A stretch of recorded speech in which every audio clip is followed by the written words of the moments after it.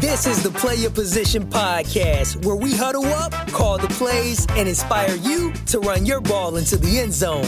Are you ready to score more game-winning touchdowns in your life, business, and career? Then listen up, because it's game time, baby. Now, here's your host, Mary Lou Kaiser.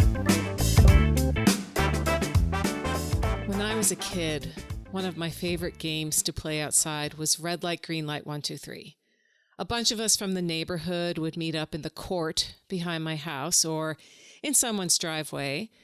We would choose one person to be the traffic cop while the rest of us went to the designated starting line, which was either drawn in chalk on the asphalt or, as was the case in my gravel driveway, that starting line was drawn with a stick in the dirt. When the cop yelled, "Green light," we all ran forward. When the cop yelled, "Red light," we all had to immediately freeze. Anyone caught moving on red light was sent back to the starting line. This continued until someone reached the traffic cop first. The kid who reached the traffic cop first won the game. The prize, of course, was being the next traffic cop. I got to thinking about red light, green light, 1, 2, 3 today after listening to the first chapter in Earl Nightingale's book, The Essence of Success. In it, Earl states, "All the lights are never green, all at the same time." Now, the context of this quote is Earl's conversation about attitude, namely, what kind of attitude we choose to have each day. Earl calls attitude the magic word, and there's a reason why he always began his books with the magic word, because attitude is everything. You know, he asks questions like, do we choose to be cheerful, optimistic, and expect good things to happen? Or do we choose to be sour, pessimistic, allowing the endless stream of negativity on the nightly news to harden us toward ourselves, each other, and this thing called life? You may be thinking of some people that you know who fall into one of those two camps. My guess is if you're listening to the Play Your Position podcast, you are someone who tends to be more on the optimistic, cheerful, the glass is half full side of the equation.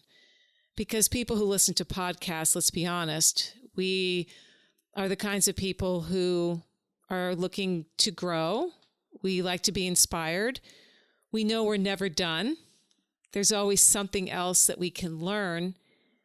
And that's the essence of success in a nutshell. It's a great book, by the way. I've just started into it, and I've been in Earl Nightingale's world on and off for many years. It started with The Strangest Secret way back in the early 2000s. That was my first introduction to him.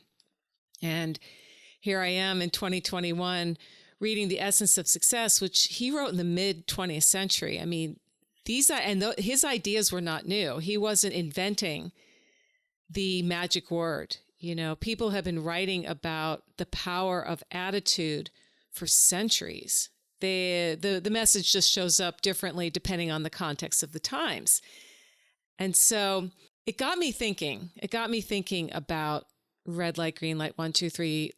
Like I said at the beginning here, it was one of my favorite games to play outside. And childhood games like red light, green light, 1, 2, 3 play an early role in teaching us about the power of attitude.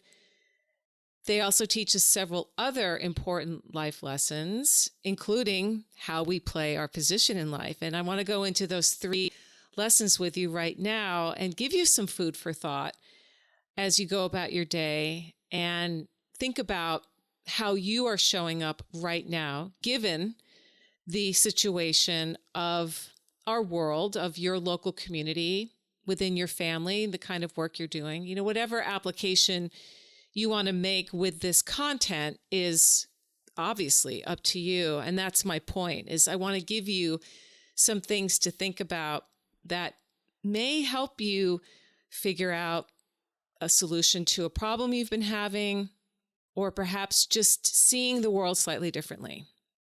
So here's the first lesson. The first lesson is about trusting authority. Did the traffic cop really see you moving when she turned around after saying red light? Or did she claim to have seen your left pinky finger twitch because the two of you had a tiff earlier over who was cuter, Sean or David Cassidy? Okay, not lying. That happened to me. Are you going to challenge her if she says she saw you moving? And if so, how will you build your case? Will you ask for witnesses to come forward to defend your claim? Call out her prejudice? Are you going to possibly divide the neighborhood group because some of them are going to take your side and others are going to take her side, right? How much did bias influence her decision to send you back to the starting line? Now, if the weird kid from up the street who normally didn't play with your group happened to be there, would the traffic cop single him out, sending a subtle tribal message to everyone else that says, you don't belong here? A message that everyone understands long before the weird kid does. And what about this? This is another one. What about outright playing favorites? Even as kids, we are aware of the hierarchies inherent in any group.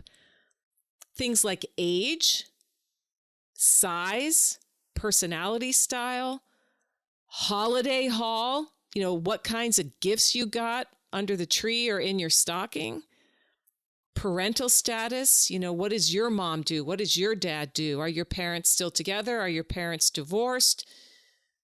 All of these variables factor into who is in and who is not. That's a huge lesson. That's a huge lesson. The next lesson, the second lesson I want to share with you it has to do with what happens when you follow the rules to the letter. You play the game. And what happens when you don't follow the rules? Okay? What can you get away with? And when can you get away with it? How far can you push the envelope before someone calls you out on it? What tactics can you employ to stack the odds in your favor of not getting caught, even when you're blatantly breaking the rules? Okay, so that's a list of questions for those of you listening who tend to be more of the rule breakers among us. And then there are those who, like my daughter, had to play every game exactly as it was stated in the rules. And if we went off course in any way, she was adamant. No, the rules don't state that, right?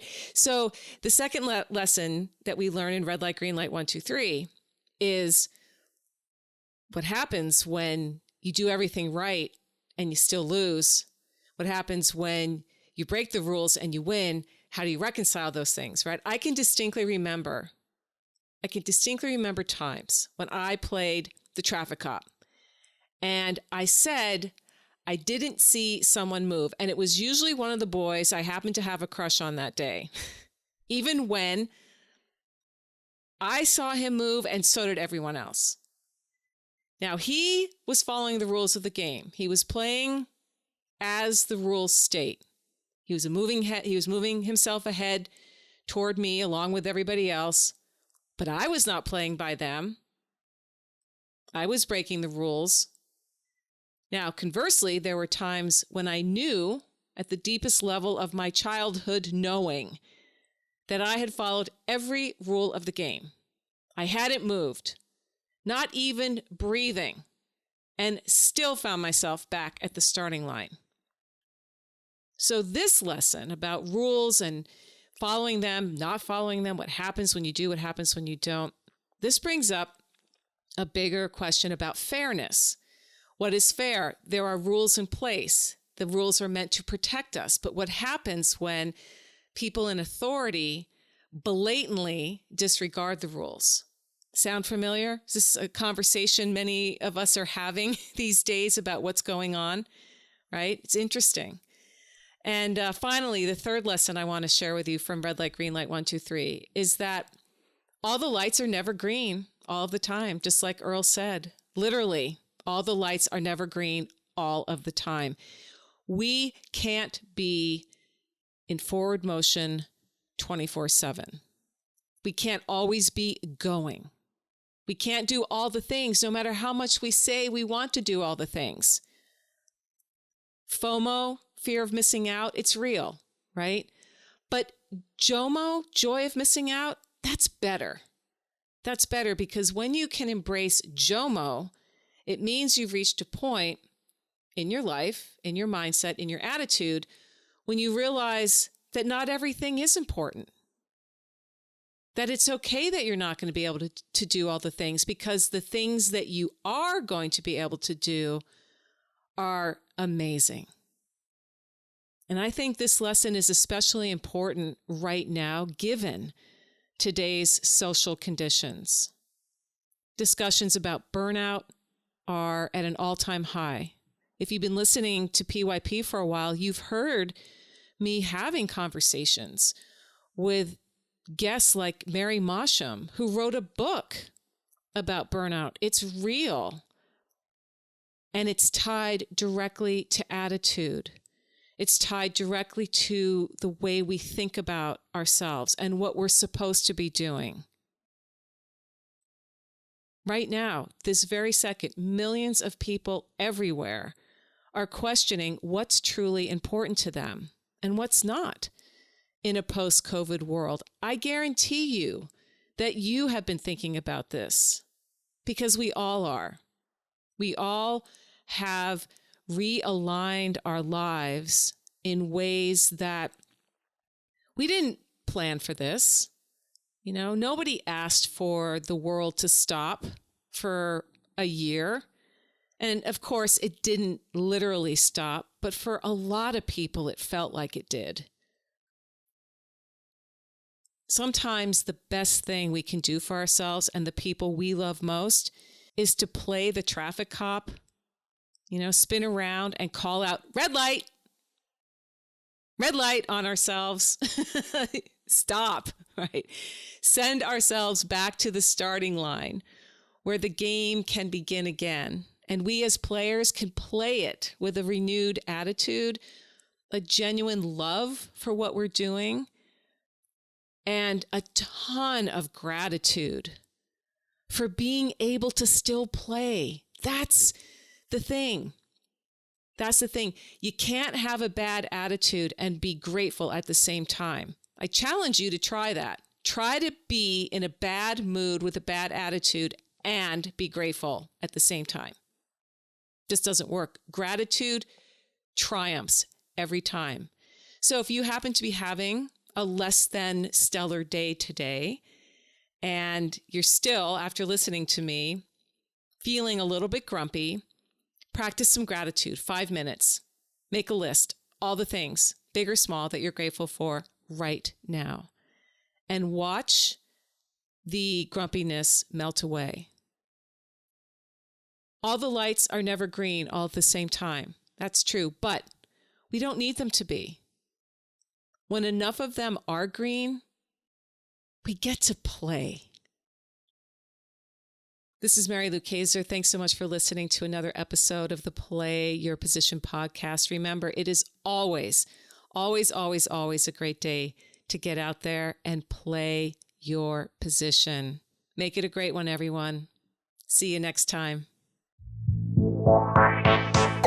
Got a great key offensive strategy you like to share? Write to us at coach@pyppodcast.com or on Twitter, use #PYP and let us know how you're running your ball into the end zone for those game-winning touchdowns.